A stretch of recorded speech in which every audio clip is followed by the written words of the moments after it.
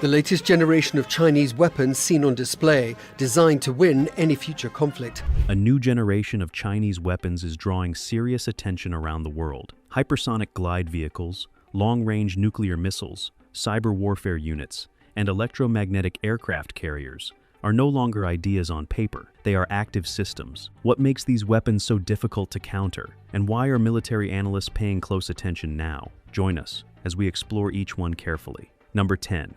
YJ-18 Anti-Ship Cruise Missile.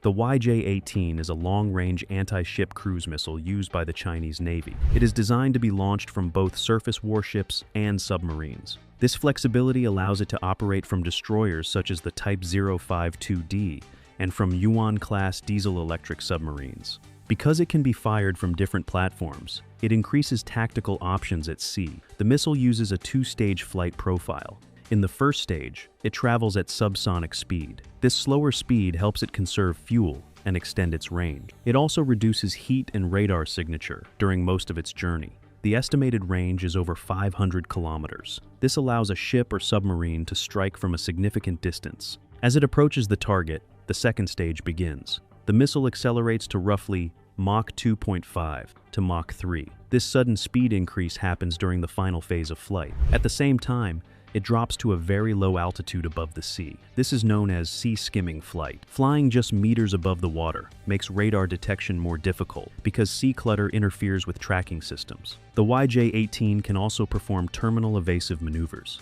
It may change direction slightly during the final approach to complicate interception. Some versions are believed to use data link updates while in flight. This allows course correction if new targeting information becomes available. Compared to older anti-ship missiles such as the American Harpoon, the YJ-18 has a longer range and a supersonic terminal phase. The Harpoon remains subsonic throughout its flight. The combination of long reach and late-stage acceleration gives the YJ-18 a shorter reaction window for defending ships. Modern carrier strike groups rely on layered defenses that include radar, interceptor missiles, and close-in weapon systems. A missile that approaches low and accelerates late reduces the time available for those systems to respond. But what happens when a missile does not skim the sea at all and instead descends from above at hypersonic speed? Number 9.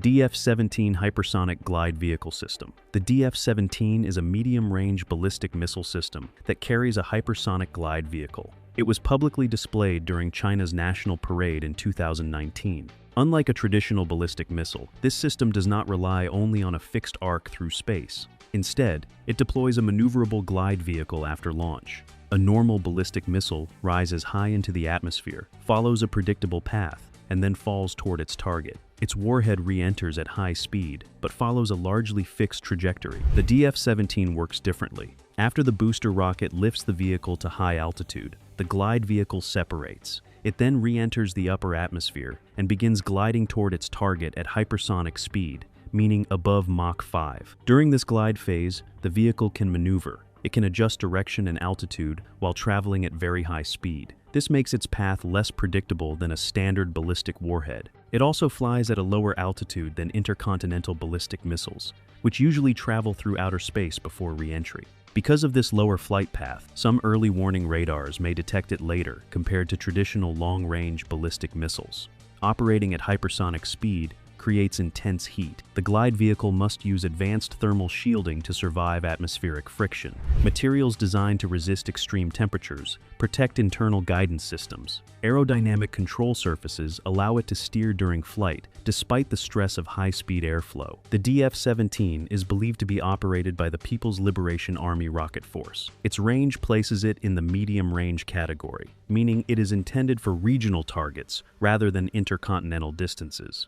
Compared to a conventional ballistic warhead, the hypersonic glide vehicle adds maneuverability during the final approach. This complicates interception because defense systems must account for possible changes in direction. If maneuvering hypersonic weapons are difficult to stop, what about missiles that can carry multiple warheads to multiple cities at once? Number 8.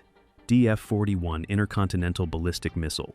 The DF-41 is one of China's most advanced intercontinental ballistic missiles. It is designed for very long distances, with estimates placing its range between 12,000 and 15,000 kilometers. This range allows it to reach targets across continents. One important feature of the DF-41 is that it is road mobile. It is carried on a large transporter erector launcher vehicle. This vehicle can move across highways and prepared roads. Mobility makes it harder for satellites to track exact launch locations. Instead of being fixed in underground silos, the missile can be relocated and hidden. The missile uses solid fuel. Solid-fueled missiles can be stored ready for launch without lengthy fueling procedures. This reduces preparation time compared to older liquid-fueled systems. Faster readiness improves survivability in a crisis situation. The DF-41 is also believed to support MIRV technology. MIRV stands for Multiple Independently Targetable Reentry Vehicles. This means a single missile can carry several warheads. After the missile reaches space, these warheads separate and travel toward different targets. Each warhead can be guided independently. This increases the number of targets that can be struck with one launch. The missile is part of China's nuclear triad modernization. A nuclear triad includes land-based missiles, submarine-launched missiles, and strategic bombers. Strengthening the land-based leg provides balance within this structure. Because the DF-41 can move, and because it carries multiple warheads, it presents tracking and interception challenges. Its mobility complicates surveillance, while MIRV capability increases the complexity of missile defense planning. But nuclear deterrence is not only land-based anymore. What if retaliation could disappear beneath the ocean? Number 7. Type 09 Forajin-class nuclear submarine. The Type 094A is a nuclear-powered ballistic missile submarine. It belongs to the Jin class and represents a key part of China's sea-based nuclear deterrent. As a nuclear-powered vessel, it can remain underwater for long periods without surfacing for fuel. This endurance allows it to patrol distant waters. The submarine carries the JL-2 submarine-launched ballistic missile. The estimated range of the JL-2 is between 7,000 and 8,000 kilometers. This allows the submarine to remain at sea while still holding distant targets within reach. Each submarine can carry multiple JL-2 missiles in vertical launch tubes. The sea-based leg of a nuclear force is important because it increases survivability. Submarines are harder to detect than fixed land installations. If land-based systems were compromised, submarines at sea could still respond. This concept is known as second strike capability. It is meant to ensure deterrence by maintaining the ability to respond after an attack. The Type 094A is considered an improved version over earlier Type 094 submarines. Reports suggest noise reduction measures have been added. Quieter operation improves stealth and reduces the chance of detection by anti-submarine forces. Strategic patrol patterns often focus on areas within reach of protected waters, including parts of the Western Pacific. By operating in areas supported by friendly naval forces, the submarine can enhance its security. The combination of nuclear propulsion, long-range missiles, and extended patrol endurance makes the Type 094A an important element of China's strategic forces. But China's modernization is not limited to missiles. Some of its most disruptive systems never even carry a nuclear warhead.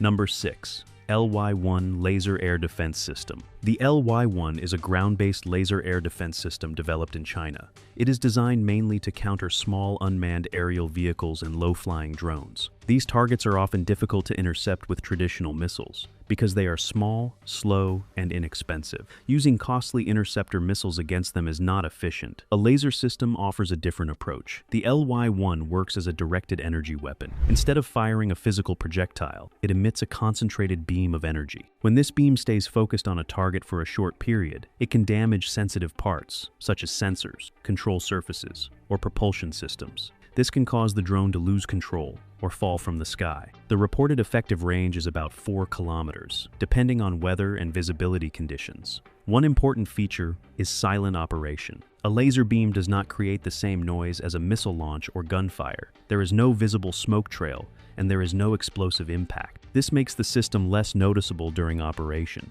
Another advantage is cost per shot. Once the system is powered, each firing cycle mainly consumes electricity. This is generally far less expensive than launching a guided missile. However, laser weapons have limitations. They require a clear line of sight. Obstacles such as buildings, hills, or thick smoke can block or weaken the beam. Weather conditions like heavy rain, fog, or dust can reduce effectiveness because particles in the air scatter energy. Continuous operation also produces heat inside the system. To maintain performance, cooling systems are necessary. These systems remove excess heat from the laser components to prevent damage. Power supply is also critical. A stable and strong energy source is required to generate a high-energy beam. For ground-based units, this usually means integrated power systems or support vehicles. The LY-1 reflects a shift toward countering modern aerial threats with precision energy instead of traditional ammunition. If lasers defend the skies, what protects warships from missile swarms at close range? Number 5. H/PJ-17 Naval Close-In Weapon System. The H/PJ-17 is a naval close-in weapon system mounted on modern Chinese warships. It is designed to defend ships against incoming anti-ship missiles, aircraft, and drones during the final seconds before impact. This system serves as the last protective layer when longer-range defenses fail to stop a threat. The weapon uses a 30mm 7-barrel rotary cannon. The rotating barrel design allows a very high rate of fire. It can release thousands of rounds per minute. This high firing rate creates a dense stream of projectiles in front of the ship. The goal is to intercept and destroy or disable incoming threats before they reach the hull. The system is installed on advanced vessels such as the Type 055 cruiser and the Type 052D destroyer. These ships rely on layered defense. Long-range missiles engage threats at distance. Medium-range systems provide additional coverage. The close-in weapon system handles targets that penetrate those outer layers. Targeting is radar-guided. The system uses onboard sensors to detect, track, and calculate the speed and direction of incoming objects. Once locked, the fire control system automatically directs the cannon. Reaction time is extremely short because threats at close range leave only seconds for response. Compared to the American Phalanx close-in weapon system, the H/PJ-17 uses a larger caliber round. The Phalanx system uses 20mm ammunition. Both systems serve the same defensive role, but differences exist in design and ammunition size. Each reflects the doctrine and engineering choices of its navy. In modern naval warfare, missile attacks can occur at very high speeds. A reliable, close-range defense system is essential for ship survival. Close-range defense is critical, but what if the real threat never appears on radar at all? Number 4. Beidou Military Satellite Navigation and Anti-Satellite Capability. The Beidou system is China's independent satellite navigation network. It provides positioning, navigation, and timing services similar to the American GPS system. Unlike GPS, which is operated by the United States, Beidou is fully controlled by China. This independence ensures that military operations do not rely on foreign satellite signals. For military use, Beidou offers high-precision positioning. Accurate location data is essential for missile guidance, aircraft navigation, naval coordination, and ground troop movement. Precision targeting improves strike accuracy and reduces dependence on older guidance methods. The system supports encrypted military signals that are more secure and resistant to interference than civilian versions. Satellite navigation also supports battlefield coordination. Units on land, at sea, and in the air can synchronize movements using shared positioning data. Timing signals are important for communications, networks, and command systems. Modern weapons often rely on satellite guidance to reach designated targets accurately. China has also demonstrated anti-satellite capability. In 2007, it conducted a test that destroyed one of its own weather satellites using a ground-launched missile. The test showed that China could target objects in orbit. This event highlighted the vulnerability of satellites in modern warfare. Space-based systems increase missile accuracy by providing reliable coordinates. They also allow real-time updates and tracking in some cases. To prepare for possible space conflict, redundancy measures are important. These can include multiple satellites in orbit, alternative guidance methods, and ground-based backups. Control of space assets plays a major role in modern military operations. Navigation satellites connect strategy, technology, and precision in a single network. But precision targeting from space means nothing without soldiers on the ground equipped to use it. Number 3. QTS-11 Integrated Combat System. The QTS-11 is an advanced infantry weapon system developed for the Chinese military. It combines two weapons into one integrated platform. The first component is a 5.8mm assault rifle. The second component is a 20mm grenade launcher mounted above the rifle barrel. These two systems are connected through a shared electronic fire control unit. The rifle portion fires standard small-caliber ammunition used by Chinese infantry forces. It provides automatic and semi-automatic fire for regular engagements. The upper launcher is designed to fire programmable grenades. These grenades can detonate in the air at a calculated distance, rather than only exploding on impact. A key feature of the QTS-11 is its integrated ballistic computer. This computer works together with a built-in laser rangefinder. When the operator identifies a target, the rangefinder measures the exact distance. The ballistic computer then calculates trajectory, angle, and timing. If the operator selects airburst mode, the system programs the grenade to explode at a specific point in space. This allows the grenade to detonate above or near a target, rather than directly hitting it. Airburst capability is especially relevant in urban combat environments. In cities, opponents may take cover behind walls, inside rooms, or behind vehicles. A grenade that detonates at a calculated position can increase effectiveness against targets in covered positions. This does not make obstacles irrelevant, but it changes engagement tactics. The system allows more precise use of explosive rounds in confined spaces. The QTS-11 also integrates optical sights and digital displays. The fire control system helps adjust for distance and environmental factors. While wind and weather still affect projectile travel, electronic calculation improves first shot probability compared to traditional grenade launchers. Development of the QTS-11 reflects earlier international attempts to combine rifles with programmable grenade systems. The United States worked on the XM-29 Objective Individual Combat Weapon program in the 1990s and early 2000s. That project aimed to combine a rifle and airburst launcher in one system. However, the American program faced technical challenges related to weight, cost, and reliability, and it was eventually canceled. China continued its own research path and fielded the QTS-11 in limited numbers with specialized units before broader introduction. The QTS-11 is heavier than a standard assault rifle due to its electronics and dual-barrel configuration. Because of this, it is typically assigned to specific roles rather than replacing all infantry rifles. Its value lies in integrating precision calculation with explosive capability at the squad level. This system represents a shift toward digitally assisted infantry weapons that combine computing and firepower in a single platform. Infantry weapons are evolving, but China's battlefield is not only physical, it is also digital. Number 2. Strategic Cyber Warfare Units, PLA Strategic Support Force. In 2015, China reorganized part of its military structure and established the Strategic Support Force. This branch was created to centralize capabilities related to cyber operations, electronic warfare, and space systems. Instead of keeping these functions separate, the new structure combined them under unified command. The goal was to improve coordination across different technical domains. Cyber operations form a major part of this force.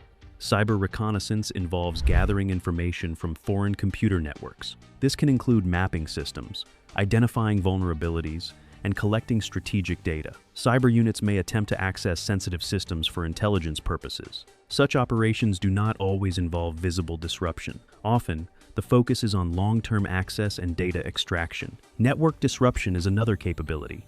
In a conflict scenario, cyber units could attempt to interfere with communication systems, logistics software, or command networks. Disruption can range from slowing systems to temporarily disabling them. Modern military forces rely heavily on digital networks for coordination. Interference in these systems can affect operational efficiency. The Strategic Support Force also handles electronic warfare. Electronic warfare includes jamming radar, interfering with communications, and protecting friendly signals from interference. Control of the electromagnetic spectrum is essential for aircraft, ships, and ground forces. Electronic systems can influence how well sensors and weapons perform. Space operations are integrated within the same structure. Satellites support navigation, communication, and reconnaissance. Protecting these assets and understanding potential vulnerabilities in foreign space systems are part of strategic planning. Several cyber espionage cases over the past decade have been linked by foreign governments to groups associated with the Chinese military. These cases have involved alleged intrusions into corporate networks, defense contractors, and research institutions. Attribution in cyberspace can be complex, but investigations have repeatedly identified patterns connected to Chinese-linked actors. Integration with conventional operations is a defining feature of the Strategic Support Force. Cyber and electronic actions are not treated as isolated events. Instead, they are coordinated with naval, air, and ground operations. For example, cyber reconnaissance could precede physical military exercises. Electronic warfare support could accompany naval deployments. Information warfare doctrine also plays a role. This includes controlling narratives, protecting domestic information space, and shaping perceptions during crises. Information control and digital messaging are considered part of modern strategic competition. The creation of a dedicated force for cyber, space, and electronic domains shows how military power now extends beyond traditional weapons. Modern conflicts involve data, signals, and networks as much as ships and missiles, and yet, even cyber operations pale in comparison to the weapon that may redefine naval warfare entirely. Number 1. Fujian Aircraft Carrier, Type 003, with electromagnetic launch system. The Fujian Aircraft Carrier, also known as Type 003, is the most advanced aircraft carrier built by China to date. It represents a major step forward in Chinese naval engineering and carrier design. Unlike China's earlier carriers, Liaoning and Shandong, the Fujian was designed and constructed domestically from the beginning as a larger and more capable platform. One of its most important features is the use of an electromagnetic aircraft launch system, often referred to as EMALS. This system replaces the traditional ski jump ramp that was used on China's previous carriers. A ski jump launch system relies on the aircraft's own engine power to take off with assistance from an upward curved ramp. While effective, this method limits the maximum takeoff weight of the aircraft. Heavier aircraft cannot launch with full fuel and payload using only a ski jump. The electromagnetic launch system works differently. It uses electrical energy to accelerate aircraft along a flat deck track. Instead of steam catapults, which are used on some foreign carriers, the Fujian uses electromagnetic force to generate smooth and powerful acceleration. This allows aircraft to take off with greater weight. Heavier aircraft can carry more fuel, more weapons, or additional equipment. This expands operational flexibility. The Fujian has a significantly larger displacement compared to Liaoning and Shandong. Estimates place it above 80,000 tons, making it closer in size to large modern carriers used by other major naval powers. A larger displacement allows for a wider flight deck, increased internal storage, and improved aircraft handling space. More deck space supports efficient movement of aircraft between hangar and launch positions. Another technical advantage of electromagnetic launch systems is improved sortie generation rate. Sortie generation rate refers to how many aircraft missions can be launched and recovered within a given time. EMALS systems can reset more quickly between launches compared to older steam systems. This allows for smoother flight deck operations and potentially higher launch frequency during sustained operations. The Fujian also reflects growth in China's indigenous shipbuilding capacity. Building a carrier of this scale requires advanced metallurgy, precision engineering, complex electrical systems, and integration of radar and command networks. The development of EMALS technology domestically demonstrates progress in high-power electrical generation and control systems. Carrier construction of this size requires coordination across multiple industrial sectors, including propulsion, aviation support, electronics, and weapons integration. Unlike earlier carriers that were modified from older designs, the Fujian was purpose-built with a flat deck configuration optimized for catapult launches. This layout allows it to support a wider range of aircraft types, including fixed-wing early warning aircraft that require catapult assistance for takeoff. The Fujian aircraft carrier stands as China's most advanced naval platform. It combines size, electrical launch capability, and modern design in a single vessel. Its construction marks a significant milestone in China's naval development and industrial capacity. China has built a defense system that covers land, sea, air, space, and even cyberspace. These weapons show careful planning and strong preparation. Any nation that underestimates this level of readiness would face serious resistance. With this range of technology and coordination, China stands alert, equipped, and fully prepared. If you enjoyed this video, like and subscribe, and also click the next video shown on your screen.